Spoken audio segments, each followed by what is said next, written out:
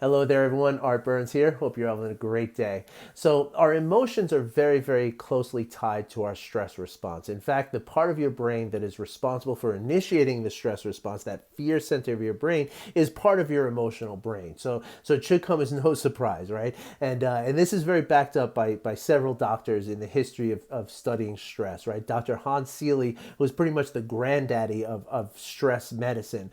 He said 50 years ago how emotions are very, very much the reason for our stress, right? And more contemporary is a guy named Dr. Gabor Mate, who is a brilliant, brilliant doctor. He wrote this amazing book. I strongly recommend it. When the Body Says No, Exploring the Stress Disease Connection. Part of what Dr. Mate is showing us in this book is how a lack of emotional competence often leads to the diseases of adaptation, right? When people have chronic stress in their lives, right, which means that they're chronically, going through the physical aspect of stress, right, the hyper arousal that happens when we feel stress in our lives, which again is based on a fear, right, and all fear, whether it's a fear of our physical well-being or a fear of our status on some level or a fear of lack of control, whatever it is, right, that's where it all kind of starts, and what he has shown in this book through countless of cases that he's personally dealt with as a palliative doctor, right, of people who have had these really serious cancers and autoimmune diseases that are ending their lives early, the common denominator that he sees is a lack of emotional competence, okay, the lack of the ability to feel your emotions properly and to process your emotions properly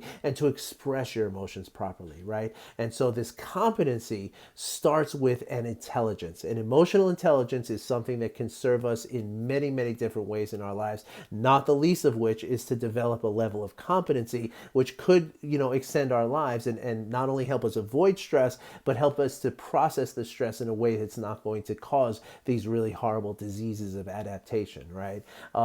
And emotional intelligence is a skill. And just like any other skill, it can be developed through practice. And one of the greatest practices to develop emotional intelligence is mindfulness practices. By practicing a meditation every day, okay, even if it's just for a couple of minutes, to just spend that time looking inside of yourself, feeling your emotions on a vivid and sort of clear and really precise, high definition way, right, is going to develop an intelligence. You're going to learn from it. You're going to become more, intelligent and then furthermore, more competent about your emotions, right? But it's not just the meditation. It's also lots of little practices that you can do every single day with the most mundane tasks in your life, right?